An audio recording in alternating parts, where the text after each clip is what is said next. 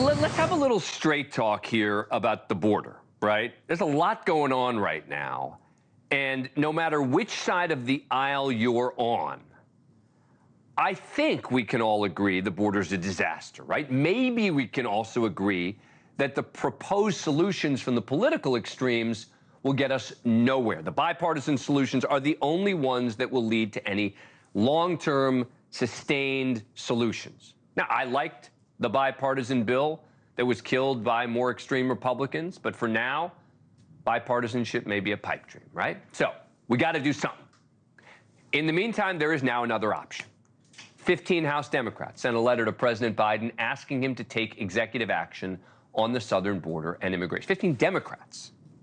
Now, it is kind of absurd at this point how long President Biden has kicked the ball on this. Over a month ago, the president told Univision his administration is exploring whether he has the power to act. We're examining whether or not I have that power. I would have that power under the legislation when the border has over 500,000 people, 5,000 people a day trying to cross the border because you can't manage it, slow it up. There's no guarantee that I have that power all by myself without legislation. And some have suggested I should just go ahead and try it. And if I get shut down by the court, I get shut down by the court. But we're trying to work through that right now. So again, they're still examining it now? We asked at the time, he said that weeks ago, what could be taking so long? We said it back then. Now these 15 Democrats, mostly from border states, are tired of waiting. They're writing, quote, "It is well past time for both parties to come together and agree on common sense bipartisan immigration reforms," and urging the president to, quote, "use all tools at your disposal, including executive action, to better address security at the southern border." Now, yes, it's a real question how much power he actually has on this. When Trump tried an executive order to cut down on asylum claims in 2018 by denying it to anyone crossing the southern border anywhere but at the lawful ports of entry, didn't end up getting held up in the courts, right? Federal judge blocked it. An appeals court sided with the lower court. Supreme Court denied the Trump administration's request to block the ruling. The more radical members of the GOP then blocked the bill that would have given this president some of those powers through legislation. But look, it's clear President Biden is testing the political winds rather than truly examining the legal issue.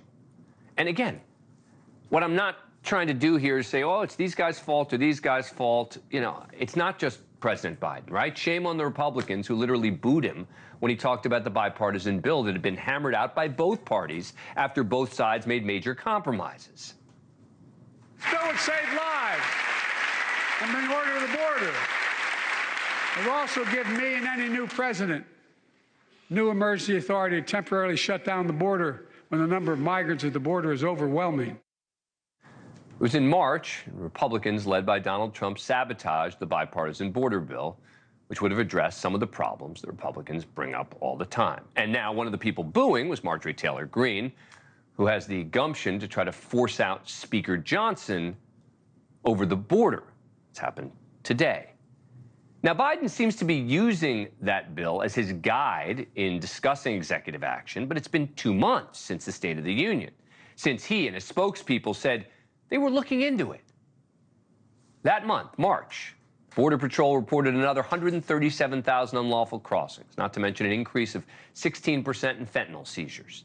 There were another 129,000 unlawful crossings in April. That's over 250,000. While Biden's team has been looking into taking action. That number is expected to increase dramatically over the coming months. Look, I don't care if President Biden is doing this because it's politically advantageous. I don't. If public pressure is what it takes, then so be it. We need action. And it's now in the president's court. His own party is spelling out what most Americans are thinking. What I call the marginalized moderate majority is tired of the punting. We don't care which party gets the credit or the blame. We just want some solutions, even if they end up being temporary. Look, there are going to be bumps, logistical, political, and legal. But it's time. It's past time. This can't continue. By the way, tune in tomorrow for a special edition of the show. We're going to focus on this issue. It's so important. I'll be live with border authorities around the country as they patrol in real time. We'll have conversations with police across the country about the real facts surrounding the border crisis. Let us know if you have any questions. Just scan our code on your screen. Thank you for watching. Go to newsnationnow.com to find NewsNation on your cable provider. And don't forget to click the red subscribe button below to get more of NewsNation's fact-driven, unbiased coverage.